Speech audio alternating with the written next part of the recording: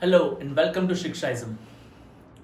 Today we're going to discuss the topic called physical properties of haloalkanes and haloarenes. हम 10 12 standard NCERT syllabus 12 standard chapter number 10 discuss कर रहे हैं in which the topic is physical properties of haloalkanes and haloarenes. Generally जो compound की physical properties होती है उनमें उनका फिजिकल अपीयरेंस, उनका colour, smell, whether they are volatile or not, trends about that boiling point, their solubility in water and other solvent, their densities etc. should be explained. ये explanation का part होता है in physical properties of haloalkanes and haloarenes. तो हम लोग यही कुछ important topic discuss करने वाले हैं under the head of physical properties. कुछ important statement है जो note down कर लेने चाहिए. According to the statement, the alkyl halides when they are in pure state they are colorless. Pure alkyl halides are colorless when they are pure they are colorless, but we have exception. The bromides and iodides they shows color in presence of light when they expose to the light. जब light के अंदर उनको expose कर दिया जाता है, then these bromides and iodide compounds they can develop the colors also. जो pure haloalkanes है या हम कह सकते हैं जो pure volatile haloalkanes है, they're having a sweet smell. ये जो वॉलेटाइल होते हैं उनकी स्वीट स्मेल होती है. दे पोसेस स्वीट स्मेल. वॉलेटाइल हेलोअल्केन्स मतलब जो लोअर हेलोअल्केन्स है जो रूम टेम्परेचर पर भी इवोपरेट हो सकते हैं उनको वॉलेटाइल सब्सटेंसेस कहते हैं. This volatile haloalkanes are having sweet smell. Other than this physical appearance, smell and other properties are also there under the head of a physical property. They are melting and boiling points. The most important part for the physical properties of haloalkanes and haloarenes is there are melting and boiling point discussion. इनका जो melting और boiling point का discussion है बहुत important role play करेगा, बहुत important trends इसके अंदर छुपे हुए हैं. So let's discuss the melting and boiling points, trend and property for the haloalkane and haloarenes. Methyl chloride CH3Cl जिसको मैं lower haloalkane कह सकता हूँ.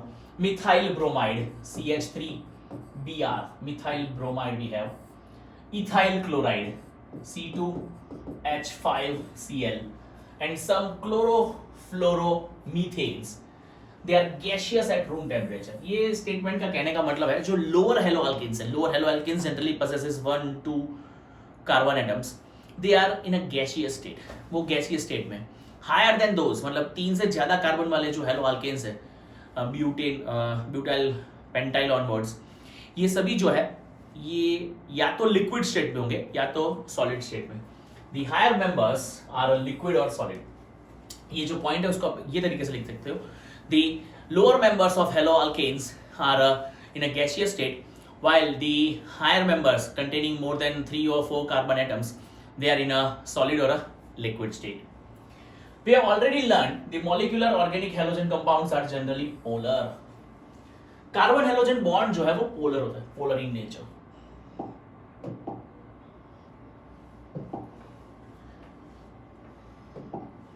See in haloalkanes we have carbon halogen bond. Carbon और हेलोजन बॉन्ड में जो carbon है वो पार्शियल पॉजिटिव चार्ज पोजेस करता है, हेलोजन जो है वो पार्शियल नेगेटिव चार्ज पोजेस करता है.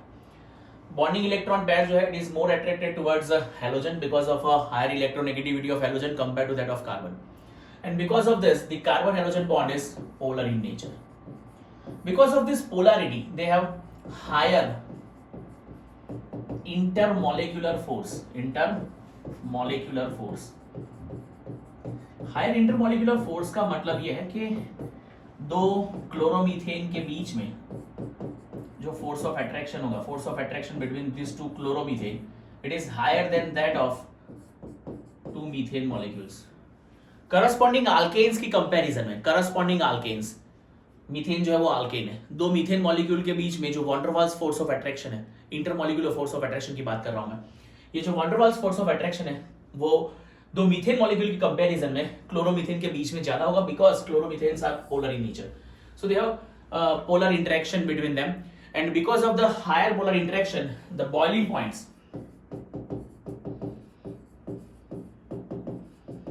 बॉइलिंग पॉइंट्स के बारे में अगर मैं कहूं तो chloromethane possesses higher boiling point than that of methane. Chloromethane का बॉइलिंग पॉइंट मीथेन से ज्यादा होगा. Why? What is the reason behind it that chloromethane possesses higher boiling point than that of methane? Simple. In chloromethane, we have carbon-halogen bond, and this carbon-halogen bond is polar. Because of the polar nature, they have a higher intermolecular force of attraction, dipole-dipole interaction or polar interaction between them compared to that of two molecules of methane. And that's why chloromethane possesses higher boiling point. Let's see what has been given in our textbook as a theory. See, due to the greater polarity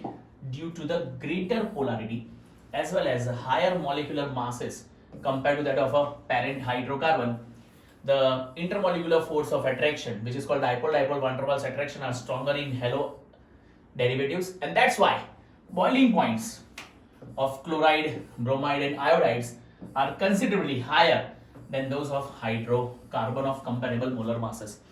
Comparable molar masses of hydrocarbons की comparison में hello alkanes जो है उनके boiling point जो है वो high है. उसका रीजन यहाँ पर मेंशन किया है कि पोलर इंटरेक्शन होगा हेलो अल्केन्स के अंदर कार्बन हेलोजन बॉन्ड में. इसके अलावा उनके मोलर मासेस हाई. ये है responsible reason for higher boiling point compare to the corresponding alkanes. Moving forward, the attraction get stronger. ये जो इंटरेक्शन है या अट्रैक्शन है बिटवीन द टू हेलोजेंस, ये दो हेलोजन के बीच का जो अट्रैक्शन है वो स्ट्रॉन्ग होता जाएगा. It becomes stronger as the molecules are get bigger in the size. कहने का मतलब ये है कि जैसे जैसे नंबर ऑफ इलेक्ट्रॉन्स बढ़ते जाएंगे, जैसे जैसे मॉलिक्यूल की साइज बड़ी होती जाएगी, उनके बीच का इंटरमॉलिक्यूलर फोर्स ऑफ अट्रैक्शन भी बढ़ता जाएगा. अब हम जानते हैं कि साइज बड़ी होना मतलब फ्लोरीन, क्लोरीन, ब्रोमीन और आयोडीन की बात चल रही है, क्योंकि moving down the group size increases for the halogen. Halogen की साइज जो है वो इंक्रीज होती है, तो फ्लोरीन से क्लोरीन बड़ा होता है, क्लोरीन से ब्रोमीन, ब्रोमीन से आयोडीन जो है वो बड़ा होता है. यहां पर अगर मैं कहूं कि CH3I, CH3Br, CH3Cl, ये सब में से सबसे बड़ा मॉलिक्यूल कौन सा? यू कैन इजीली से CH3I, बिकॉज इसमें आयोडीन सबसे बड़ा है, बाकी मिथाइल ग्रुप तो सब में सेम ही है. सो जो साइज है वो कंप्लीटली डिपेंड करती है हेलोजन की साइज के ऊपर. Molecular size now is dependent on halogen. सबसे बड़ा हेलोजन कौन? आयोडीन.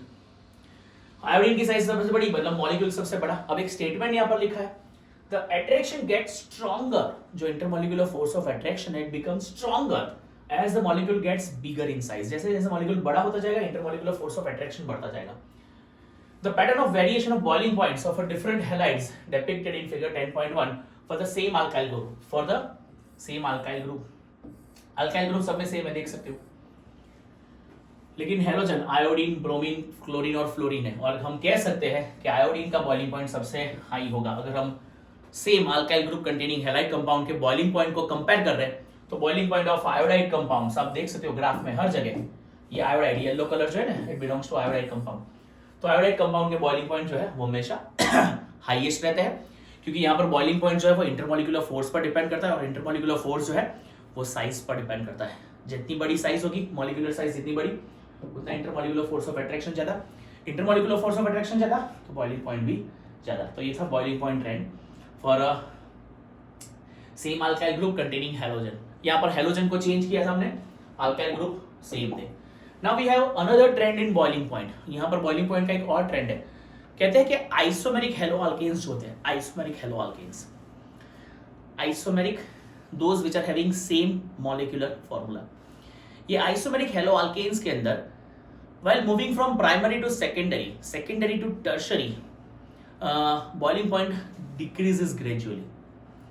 प्राइमरी से सेकेंडरी हेलो अल्केन का बॉइलिंग पॉइंट कम होगा, सेकेंडरी की कंपैरिजन में टर्शरी हेलो अल्केन का बॉइलिंग पॉइंट कम होगा, भले वो आइसोमेरिक है.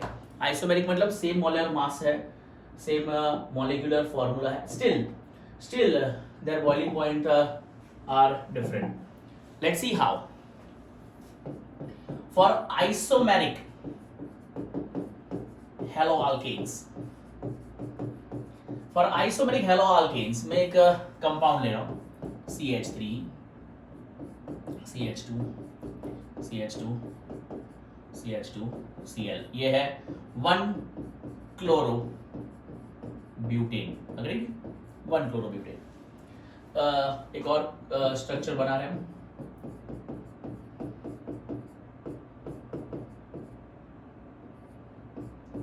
This is called 2-chlorobutane. And now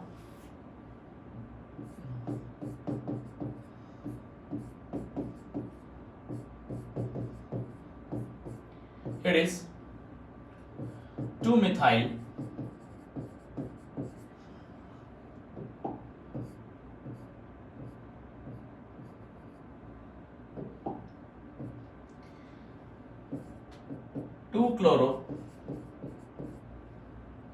ethane. Sorry, 2-methyl 1-chloroethane. Wrong. Just a minute. 2 first carbon, second carbon.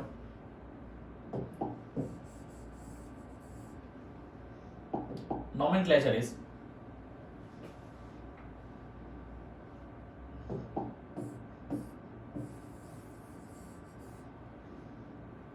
we are changing the structure first. C, CH3, CH3, CH3, Cl. First carbon, second carbon, third carbon. 2-methyl 2-chloropropane. We have these three compounds और ये तीनों तीन जो है they are isomers क्योंकि इनका सबका molecular formula C4H9Cl है. Check it out. C4H9Cl. All the compound possesses C4H9Cl. लेकिन ये प्राइमरी है, ये सेकेंडरी है और ये टर्शरी है. हेलोजन जो कार्बन के साथ जुड़ा हुआ है वो और एक कार्बन के साथ जुड़ा है प्राइमरी. यहाँ पर हेलोजन जो कार्बन के साथ जुड़ा हुआ है वो और दो कार्बन के साथ जुड़ा है, that's what is secondary. Halogen जो कार्बन के साथ एसोसिएट कर रहा है वो और तीन कार्बन के साथ जुड़ा है, टर्शरी. ये आइसोमेरिक हेलोअल्केन्स है. अगर मैं कहूँ कि आइसोमेरिक हेलोअल्केन्स के बॉइलिंग पॉइंट का कंपैरिजन करूँ तो सबसे हाईएस्ट बॉइलिंग पॉइंट जो है वो प्राइमरी का होगा. Then we have secondary and then we have tertiary. So in the trend of isomeric haloalkane, primary possesses highest boiling point, then secondary, then tertiary. Isomeric haloalkane का ये boiling point का trend है. Let's see what has been given in our textbook. The boiling point of isomeric haloalkane decrease with increase in branching. जैसे जैसे number of branch बढ़ती जाएगी, मतलब branching increase होती जाएगी. That means while we are moving from primary to secondary to tertiary, ये primary है, ये secondary है, ये tertiary. You can observe decrease in boiling point 375, 364, 346 Kelvin. So we can say that with increase in branching while moving from primary to secondary to tertiary, boiling point of haloalkane, isomeric haloalkane decreases. Next we have a trend for aromatic alkanes or aromatic halides. The boiling point of isomeric halide or isomeric dihalide benzene, they are very nearly same. There is not much difference, or we can say that very less difference. There is very less difference in the boiling point of disubstituted haloarenes. Disubstituted haloarenes की बात करें तो आपकी screen के ऊपर disubstituted haloarenes है जिनमें boiling point और melting point मेंशन किए गए हैं. ये ऑर्थो है, ये मेटा है और ये पैरा है. You can observe 453, 446, 488, sorry 448. Very less difference in a boiling point you can observe for the disubstituted haloarenes. तो ये था अबाउट बॉइलिंग पॉइंट ट्रेंड. हम लोग फिजिकल प्रॉपर्टीज डिस्कस कर रहे हैं. फिजिकल प्रॉपर्टीज में जनरली हमने अपीयरेंस देखा, हमने देखा कि वॉलेटाइल होते हैं. प्योर हेलोअल्केन्स जो वॉलेटाइल होते हैं उनके स्वीट स्मेल भी होते हैं. 3 कार्बन तक जो है वो हमेशा गैसियस स्टेट में रहते हैं. More than 3 carbon atoms they में बी इन लिक्विड और सॉलिड फॉर्म. जैसे जैसे number of halogen, number of carbon बढ़ते जाते हैं, बॉइलिंग पॉइंट इंक्रीज होता जा रहा है. हमने बॉइलिंग पॉइंट के ट्रेंड्स देखे कि जैसे जैसे हेलोजन की साइज बढ़ती जाएगी, fluorine, chlorine, bromine, iodine, boiling point also increases. इसके बाद हमने आइसोमेरिक हेलोअल्केन्स देखे जिसमें प्राइमरी जो है सबसे हाईएस्ट बॉइलिंग पॉइंट पोजेस करता है, देन सेकेंडरी, और बाद में सबसे लीस्ट बॉइलिंग पॉइंट है टर्शरी हेलोअल्केन का. फिर हेलोएरीन्स में देखा कि हेलोएरीन्स जो है डाइसब्स्टिट्यूटेड हेलोएरीन्स, उसमें बॉइलिंग पॉइंट में ज़्यादा डिफरेंस रहता नहीं है. फिजिकल प्रॉपर्टीज में कुछ और प्रॉपर्टीज भी है जैसे कि डेंसिटी. हम ये कह सकते हैं कि प्योर हेलोअल्केन या हेलोअल्केन्स जो है they are having higher densities. Bromo, iodo या कोई भी हो, they are heavier than water. ये पानी से ज़्यादा हैवी है, डेंसिटी जो है वो ज़्यादा है. And with increase in their molar masses, उनके molar mass, number of carbon, number of halogen जैसे जैसे इंक्रीज होते जाएंगे, डेंसिटी उतनी ही इंक्रीज होती जाएगी और वो पानी से ज्यादा हैवी होते जाएंगे। डेंसिटी के अलावा सॉल्युबिलिटी का एक छोटा सा टॉपिक है। सॉल्युबिलिटी की बात करें तो कोई भी कंपाउंड पानी के अंदर कब डिसॉल्व हो सकता है, जब वो वाटर मॉलिक्यूल के बीच का जो हाइड्रोजन बॉन्ड है उसको ब्रेक करने में सक्सेसफुल हो जाए। हम जानते हैं कि वाटर के दो मॉलिक्यूल एक दूसरे के साथ कंबाइन होते हैं with hydrogen bonding. Hydrogen bonding से ज्यादा स्ट्रॉन्गर बॉन्डिंग अगर कोई कंपाउंड या मॉलिक्यूल वाटर के मॉलिक्यूल के साथ बना सकता है तो वो सॉल्यूबल हो सकता है। लेकिन हेलो अल्केन्स जो है वो पानी में इजीली डिसॉल्व हो सकते नहीं है। They are sparingly soluble in water, वो पानी में इजीली डिसॉल्व नहीं है। हाँ, they are soluble in organic solvent, वो ऑर्गेनिक सॉल्वेंट जो है उसमें इजीली डिसॉल्व हो जाता है। So we have point related to the solubility of haloalkane and haloarine, but simply आप लिख सकते हो that haloalkanes and haloarenes are very less dissolved or very hardly dissolved in water. They are sparingly soluble in water, but they can be dissolved in a organic solvent because intermolecular attraction of haloalkanes or haloarenes are greater with the organic solvent compared to that of a water molecule. So ये थे topic called physical properties of haloalkanes and हेलोएल्कीन्स, जिसमें generally आपको याद रखना है boiling point trends. इसके बाद chemical properties of haloalkanes and haloarenes discuss करेंगे। Stay tuned for that.